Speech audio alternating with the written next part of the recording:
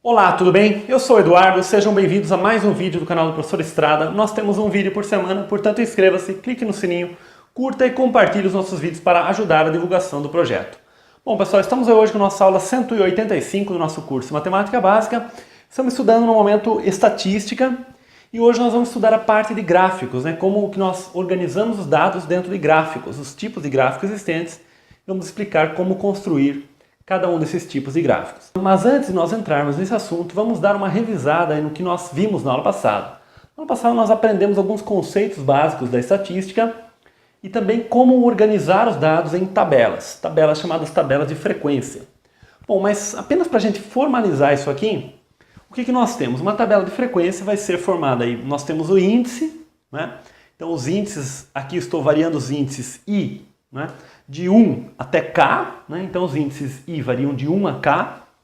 Aqui as classes, as classes, o que são as classes? As classes são os valores assumidos pela variável, pela nossa variável, Nós aprendemos também no final da aula passada, na verdade, os tipos de variáveis e tudo mais. Mas aqui, geralmente, nós estamos mais tratando de variáveis quantitativas, embora esta interpretação aqui possa também para variáveis qualitativas. Então, variável dividida em classes. As variáveis, geralmente, nós utilizamos a letra X, então XI, então X1 X, até XK. Então, essas são as classes, que vão do índice 1 até o índice K. A frequência, nós usamos a letra N. Então, temos a NI, é a frequência genérica, N referente ao índice I. Então, temos a frequência N1 até a frequência NK, a késima frequência. Depois, temos a frequência acumulada, NAC, NACI. NAC1, NAC2, NAC3. Então o que vai fazer a frequência acumulada? Vai somar todas as frequências anteriores. Por exemplo, NAC4. O que vai ser NAC4? Vai ser N1 mais N2 mais N3 mais N4. Então a soma dos N's até aquele valor que nós temos aí em questão. Até o NACK. Depois temos a frequência relativa, que vai do F1 até o FK. Um detalhe aqui, é que a frequência relativa, Fi, na verdade ela é Ni dividido por N, Então esta é a definição da nossa frequência relativa. Quer dizer, o valor da frequência daquela classe, o número de vezes que aquela classe aparece, dividido pelo total, frequência total, que é o N. E a frequência relativa acumulada, a mesma ideia, Nós temos que somar esses valores da frequência aqui. Bom, e aí nós temos dois fatos aqui que são interessantes aqui. Bom, o que é o N, O N, que aparece aqui, a frequência total, vai ser a soma de todos os NIs, do N1 até o NK, para ir variando de 1 até K. Que vai coincidir com a frequência acumulada NACK. Quer dizer, acumulando todos os valores de N, exatamente nós vamos ter N1 mais N2 mais N3 até mais NK, que é exatamente esse valor aqui. Quer dizer que aqui embaixo aparece exatamente este valor N aqui. Aqui, esse valor é exatamente o próprio N. Da mesma forma, a soma das frequências tem que dar 1 ou 100%. Então 1 é a soma das frequências que vai coincidir com o FACK. Quer dizer, a frequência acumulada total, final aqui, vai ser exatamente igual a 1. Nós fomos acumulando todas as frequências. Detalhe aqui é o seguinte, vimos também isso na aula passada, caso as classes não seja tão interessante nós dividirmos em classes dessa forma, porque os elementos são muito dispersos, por exemplo, se nós temos valores que são muito diferentes, que aparecem, por exemplo, se nós tivermos que dividir em 20 classes diferentes, pode não ser interessante nós escrevermos dessa forma. Então, é comum nós adotarmos uma forma que são a divisão aí em intervalos de classe. Então, em vez de trabalhar com classes pontuais, classes unitárias, nós trabalhamos em intervalos de classes. Então, por exemplo, nós podemos aí dividir nos valores que vão do 1 até o 5, depois do 5 até o 10. Então nós vamos dividindo em intervalos de classe, ok? E aí a ideia é todo o resto segue da mesma forma, Então esse é o único detalhe que nós observamos aí. Agora, com relação a exemplos dessas tabelas, né? Vamos para a nossa aula passada, na nossa aula anterior, a aula 184, que lá nós construímos algumas tabelas de frequência. Hoje nós quisemos apenas formalizar essas tabelas, mas na aula passada nós construímos esses exemplos aí para vocês. Então voltem lá caso vocês não saibam fazer essas tabelas.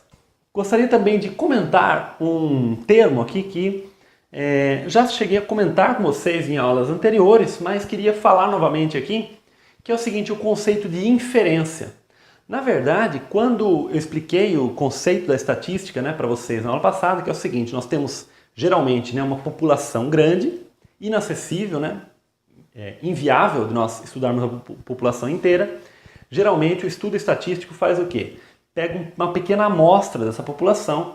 Existem técnicas para se escolher bem essa amostra, para que essa amostra represente bem a população, que seja representativa da população. Então, a partir desta amostra, nós vamos deduzir, nós vamos tirar conclusões acerca da população inteira. Então, quando nós pegamos, né, nós temos uma população grande, nós pegamos uma pequena amostra aqui, e desta amostra, estudando essa amostra, nós extrapolamos, né, através de técnicas estatísticas, extrapolamos essas conclusões com uma certa margem de erro, com um certo erro para a população inteira. Nós chamamos esse processo de inferência. Então essa é a chamada inferência estatística. Então inferir é pegar uma conclusão que vale para a parte e concluir que isto vale para o todo. É claro que isso não é uma conclusão, não é uma dedução matemática. Isso é, na verdade, uma indução. Então, de tal maneira que inferência é o mesmo que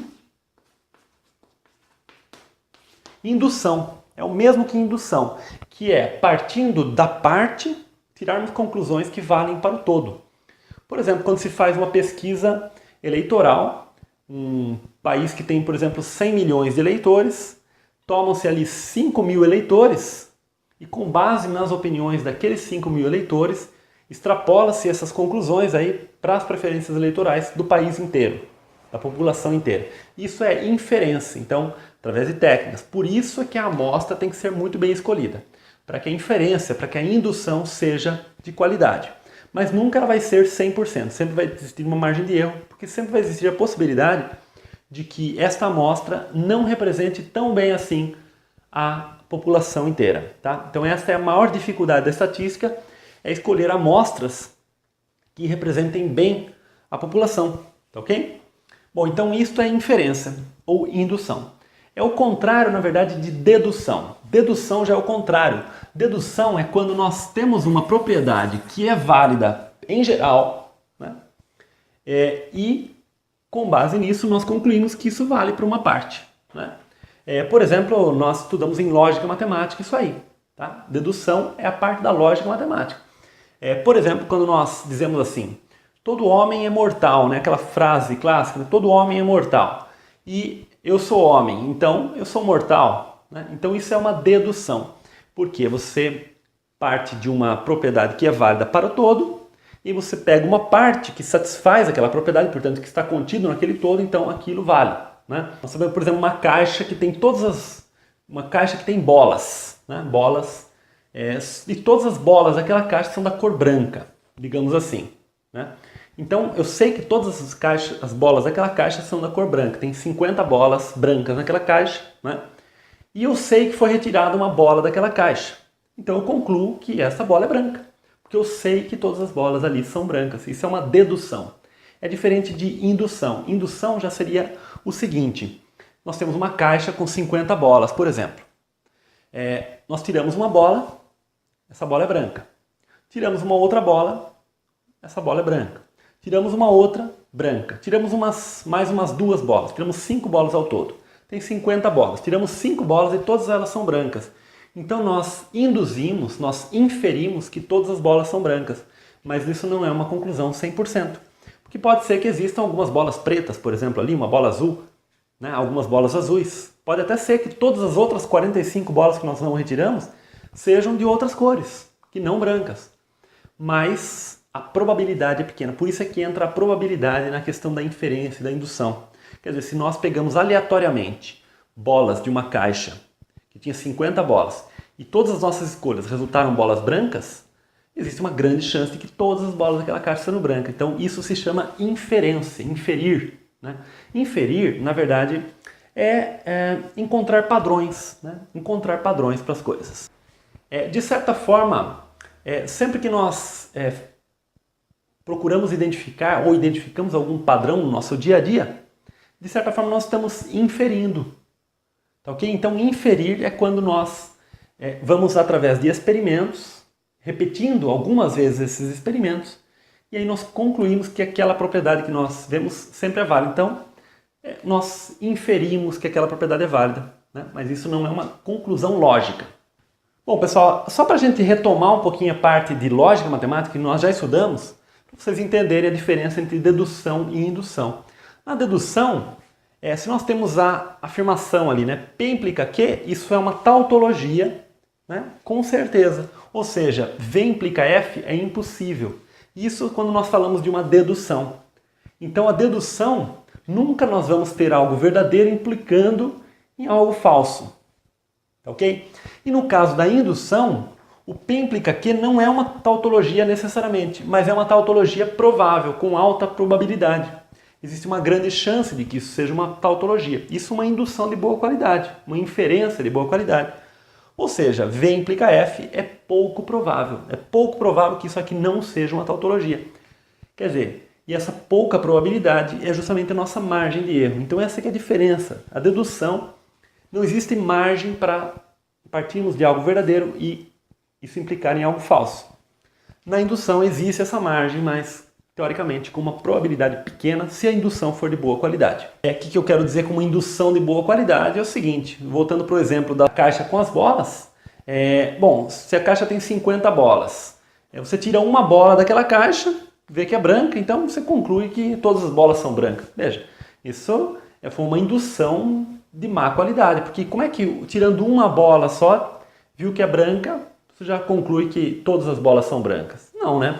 Você precisa tirar pelo menos mais algumas bolas, ver que várias bolas são brancas e aí sim concluir que todas as bolas são brancas com uma certa probabilidade maior aí no caso, né? Quer dizer, você tem que repetir o experimento mais vezes para você tirar certas conclusões. Esse é o espírito da ciência, da própria ciência é assim, né? O método científico exige que você repita as operações com um certo número de vezes para que você tire algumas conclusões. Bom, pessoal, agora sim nós vamos tratar do assunto da aula de hoje, que é assunto de gráficos aí, né? Como é que nós organizamos. Bom, então nós temos as tabelas que nós aprendemos a fazer aí na aula passada. Fiz uma forma mais simplificada aqui, um exemplo de uma tabela são apenas com classes, que são notas no caso aqui, frequência e frequência relativa, referente a alunos, né? Que passaram por uma prova, são 80 alunos, e aí nós temos as notas 4, 5, 6, 7 e 8. Então, 8 alunos tiraram nota 4, 17 nota 5, 24 nota 6, 20 nota 7 e 11 tiraram nota 8. E aí, com base nisso nós calculamos a frequência relativa que eu estou exibindo aqui em porcentagem, fazendo o seguinte, nós dividimos a frequência, referente àquela classe em questão, pelo total. Então 8 dividido por 80 deu 0,1, que é 10%. 17 dividido por 80 deu 21,25%. 24 por 80, 30%, e assim por diante, tá? Então nós vamos sempre dividindo o valor da frequência pela frequência total para obter a frequência relativa. Então o primeiro tipo de gráfico que nós vamos fazer aí com base nesses dados, né? Então nós temos a tabela de frequência, pegamos a tabela e aí construímos o gráfico. Então o primeiro tipo de gráfico que nós vamos aprender é o gráfico de linhas, tá ok? Então esse é o primeiro gráfico. Bom, praticamente é o gráfico que nós temos feito aí quando nós estudamos funções, né? Nós ainda vamos estudar outros tipos de funções no nosso curso, mas já estudamos funções do primeiro grau, função do segundo grau, função exponencial, logarítmica, enfim, vários tipos de função modular, né? Tudo nós já estudamos no curso, temos playlists no canal, inclusive, né? Tanto é que nós já estamos na aula 185, então temos muita aula já no canal aí. Mas enfim, o gráfico de linhas é o gráfico que nós estamos mais acostumados aí.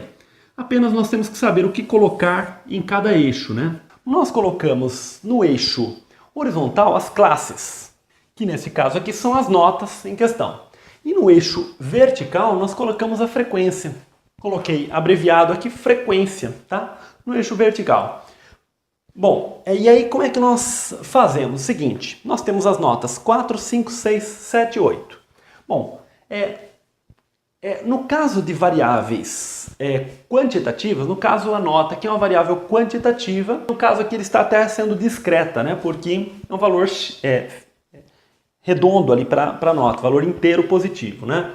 Mas enfim, mesmo que fossem variáveis nominais, nós poderíamos colocar. Vamos colocar com uma certa escala aqui nesse eixo, né? Então, que é o seguinte, o 4, vamos imaginar que cada dois quadradinhos meus aqui corresponde a uma unidade. Então, 1, 2, 3, 4, aqui, 5, 6, 7 e 8.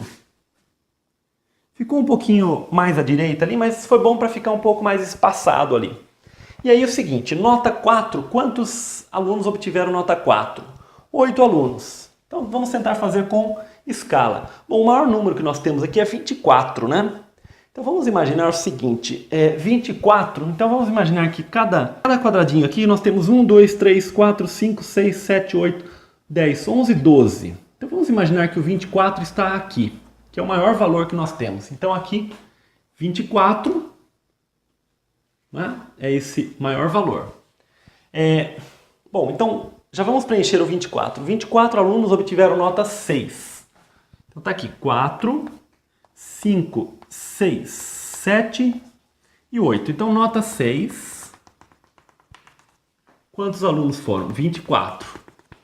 Estou tentando fazer com o maior rigor de escala possível, ok? Então 24 alunos obtiveram nota 6. Bom, então cada quadradinho aqui está valendo por 2 unidades. Então 8 alunos obtiveram nota 4. Então 2, 4, 6 e 8, né? 8 alunos aqui, nota 4. Então estamos fazendo com rigor, né? Com escala. 17 alunos, nota 5. Agora, para fazer o 17, 8, 10, 12, 14, 16, o 17 vai estar bem no meio aqui, né? 17 alunos obtiveram nota 5.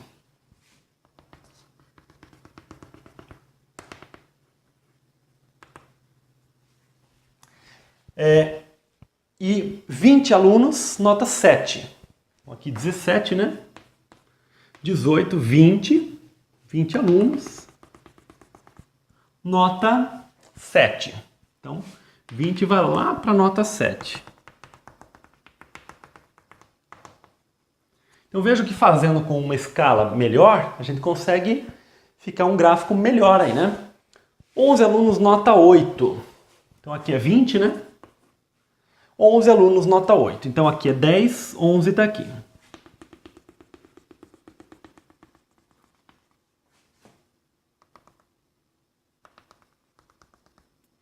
Então está aqui, 11 alunos, nota 8. Então está aqui o 11. Bom, a partir de então, de termos obtido os pontos, por que nós chamamos de gráficos de linhas?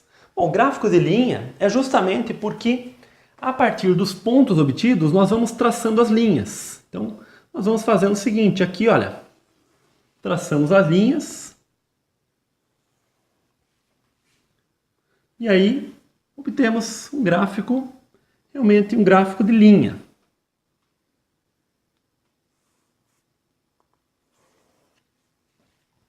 Tá ok? Então esse é por isso que recebe o nome de gráfico de linha. Então ele dá uma ideia de como as frequências estão se comportando aí, né? Então ele mostra que nossa nota máxima é 6, a nota que mais apareceu é 6. Nós vamos já trabalhar com essas interpretações depois, né? Futuramente, quando nós aprendermos os tipos de medidas que tem. Mostra a maior nota, mostra a menor nota, e mostra uma evolução. É claro que entre uma nota e outra, nós não temos uma continuidade aqui, né? Nós temos um salto, porque deste ponto nós pulamos para esse. Nós não temos, pelo menos pela tabela, nós não temos nenhum aluno que tirou uma nota entre 4 e 5. Somente tivemos alunos que tiraram 4 ou que tiraram 5. mas pelo gráfico nós traçamos a continuidade aqui para dar uma ideia, né? Então é como se nós preenchêssemos, nós transformássemos esse gráfico num gráfico contínuo, né? Isso através do traçado das linhas aí. Tá? Então, importante destacar isso aí, né? Apenas os pontos desse gráfico que realmente são informações reais da nossa amostra ou da nossa população, enfim. Um detalhe aqui é o seguinte, poderíamos fazer esse mesmo gráfico utilizando as frequências relativas. Não é muito comum o gráfico de linhas nós utilizarmos a frequência relativa aqui, mas poderíamos também, né? No lugar de 8, aqui 10, né? E aí seria a frequência relativa. Então, estaríamos trabalhando com as porcentagens ali, tá? Então, esse é o gráfico de linhas. Ok, a partir do gráfico de linhas, nós temos um outro tipo de gráfico, que é o gráfico de barras verticais. A partir desse gráfico, nós podemos traçar o gráfico de barras verticais. Eu vou aproveitar essa própria figura aqui para trabalhar com o gráfico de número 2, que é o gráfico de barras verticais. Bom, é muito parecido com o de linhas aqui no caso, que é o seguinte, eu vou apagar as linhas, ok? Vamos lá, vou apagar as linhas. Bom, uma vez tendo apagado as linhas, nós voltamos aqui aos nossos pontos que nós já tínhamos no gráfico. A partir desses pontos, nós traçamos as barras. Então estas são as barras verticais, por isso esse gráfico recebe o nome de barras verticais. Veja que a ideia é parecido com o de linhas, não é? Então, só que aí nós temos barras. Eventualmente, nesse caso aqui, as barras, elas ficaram só dá uma espessura de uma linha mesmo aí, né?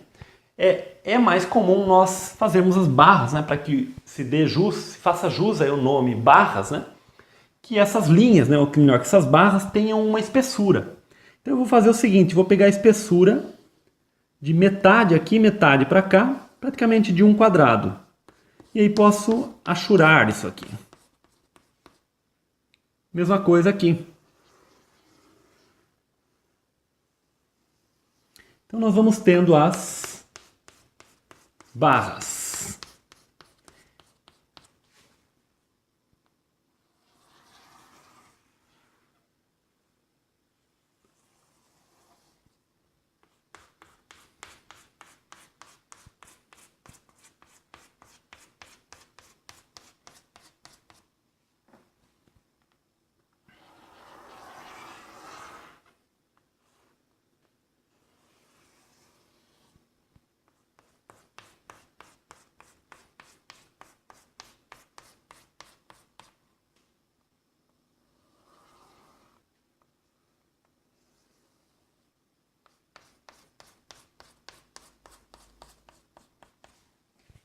Então olha só, então agora nós temos um gráfico realmente tradicional aí de barras, né? Barras verticais nesse caso aqui. Novamente aqui no lugar da frequência nós poderíamos ter a frequência relativa também. Aplicando uma pequena mudança desse gráfico, colocando no eixo horizontal as frequências e no eixo vertical as classes, que são as notas no caso, essas barras elas vão ficar horizontais. E aí nós temos o gráfico de barras horizontais. Tá? Então o gráfico de barras horizontais nada mais é que um gráfico de barras verticais, mas tombado, né? Rotacionado aí para ficar na horizontal. É por isso que muitas vezes nós não usamos a nomenclatura barras verticais nem barras horizontais, simplesmente gráfico de barras. Porque tanto horizontais como verticais não deixam de ser barras. É só a questão de qual eixo que nós vamos colocar a frequência e qual eixo que nós vamos colocar as classes, tá? Então, barras verticais ou horizontais.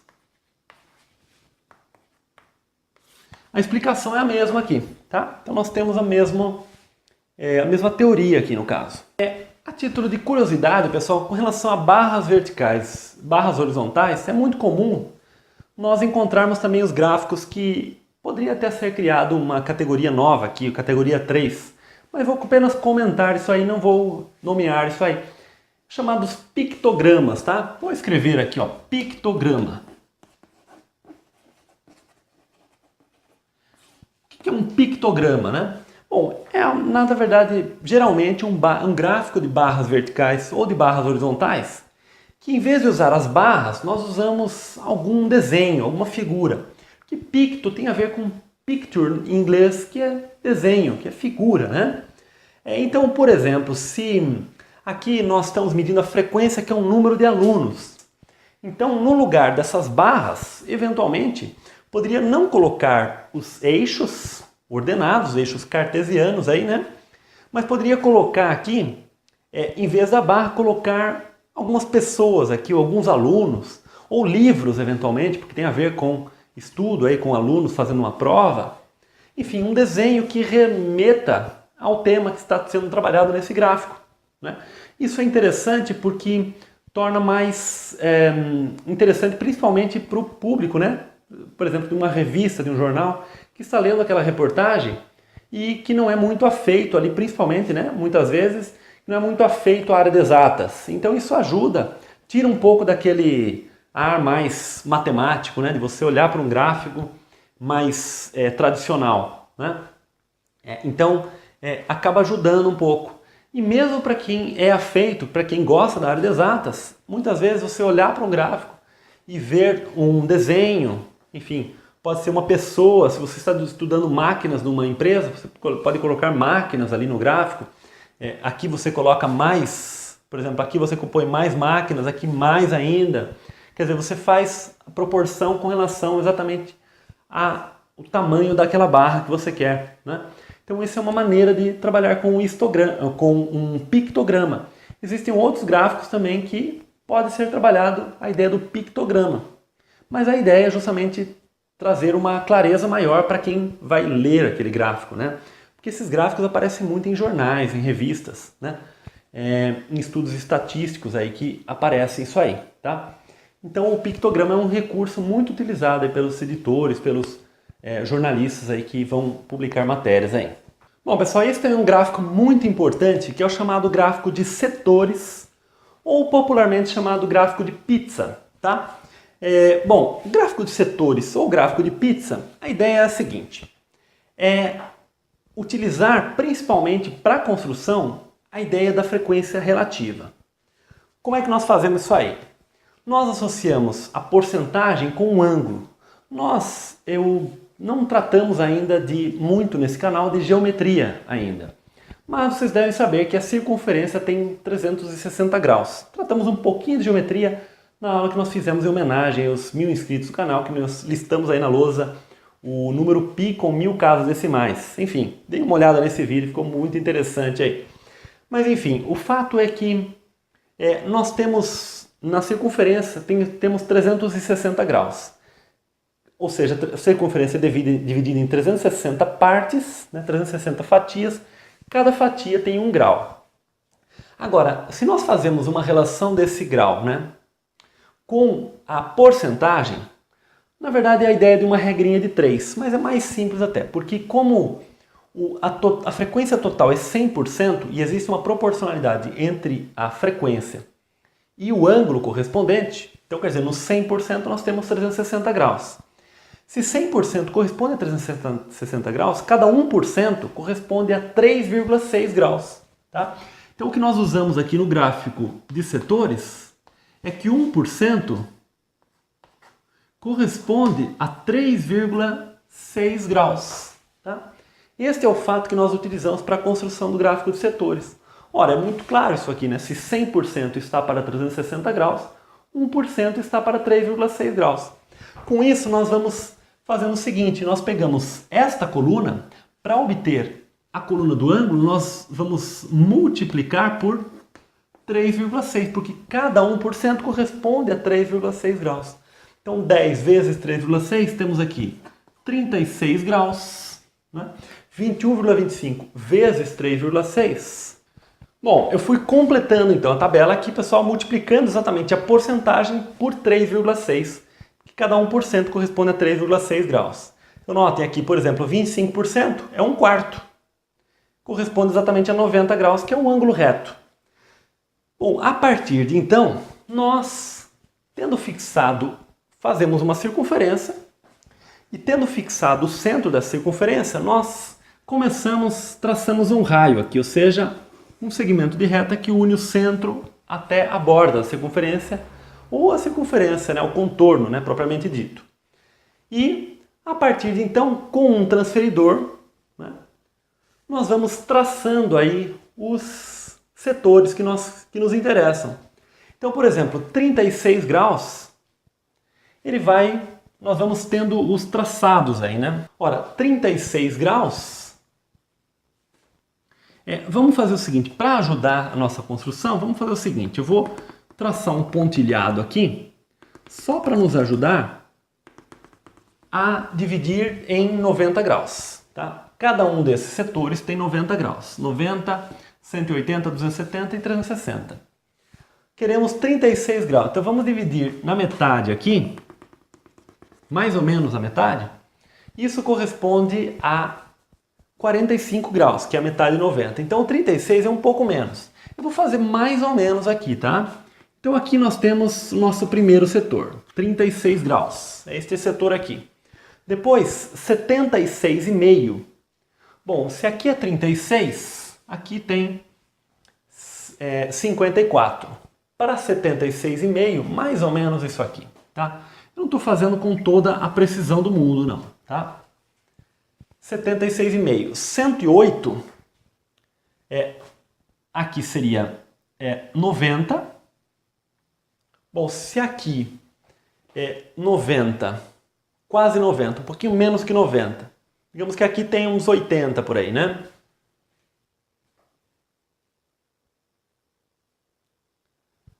Para 108, ali mais ou menos aqui, ó. Por aqui, 108. Depois o 90 graus,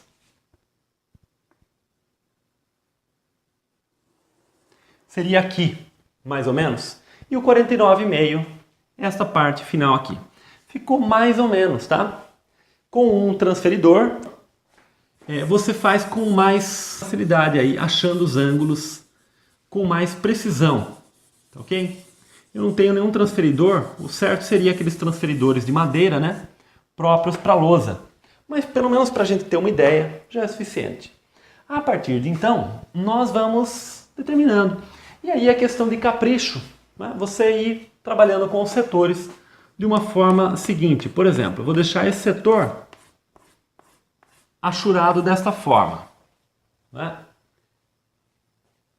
Esse setor eu vou pintá-lo inteirinho, por exemplo.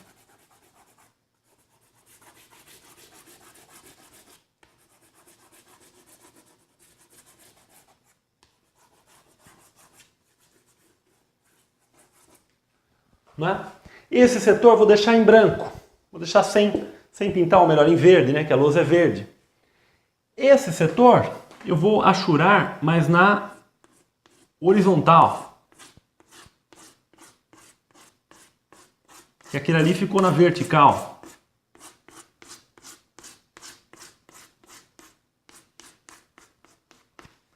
Né? E por fim, este último setor, eu vou fazer bolinhas, por exemplo.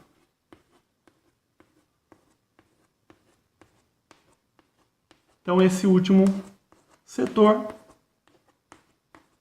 fiz bolinhas. Ok? Então, olha, aqui está o nosso gráfico. E aí, geralmente tem algum padrão, isso não é totalmente necessário, mas muitas vezes é interessante em cada setor colocar a porcentagem correspondente. Então, aqui no caso, 10%. Vou colocar aqui 10%. Neste outro, 21,25%. 21,25%. Neste outro, 30%. Neste outro, 25% aqui. E neste último, 13,75%.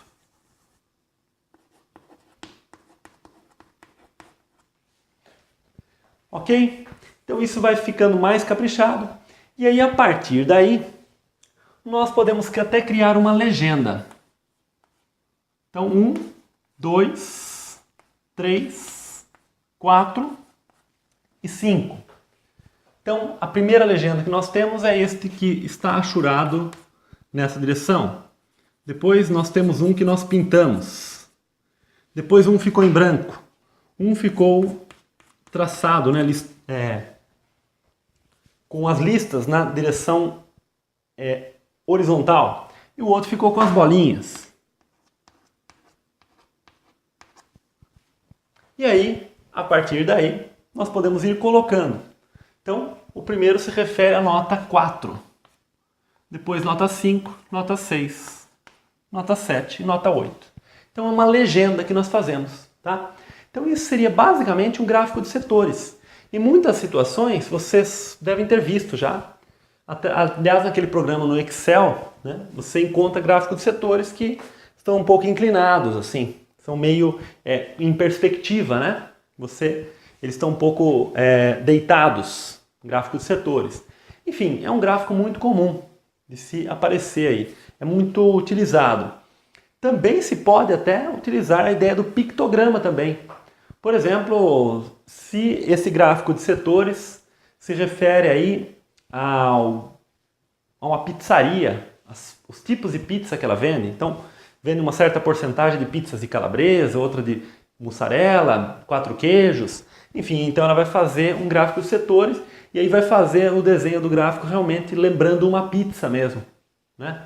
Vai fazer realmente com a borda de catupiry, enfim, alguma coisa assim, relembrando uma pizza. Então seria a ideia de um pictograma também para lembrar de pizza mesmo, né? Porque está em voga ali o assunto pizza, né? Então tudo isso aí são estratégias, né, que a estatística mesmo, né, ela vai criando aí para ilustrar melhor, né, para deixar mais clara a informação que quer passar. Porque o principal é conseguir passar bem a informação, ok? Bom, então pessoal, hoje nós vimos os gráficos de barras, de linhas, né, de barras, tanto verticais quanto horizontais, e o gráfico de setores, tá? Qualquer dúvida vocês podem colocar nos comentários. Na aula que vem nós vamos ver um outro tipo de gráfico, que aí é quando nós temos a frequência dividida, quando nós temos as classes, né, divididas em intervalos, chamados intervalos de classe. E nós temos a ideia do histograma, que é um gráfico muito importante aí, um tipo de gráfico muito importante. Vou deixar para a aula que vem, porque a gente termina o histograma e a gente faz alguns exercícios envolvendo gráficos, envolvendo essa teoria que nós já vimos até o momento aqui, tá ok? Bom pessoal, espero que vocês estejam gostando. Um grande abraço, até o próximo vídeo, tchau!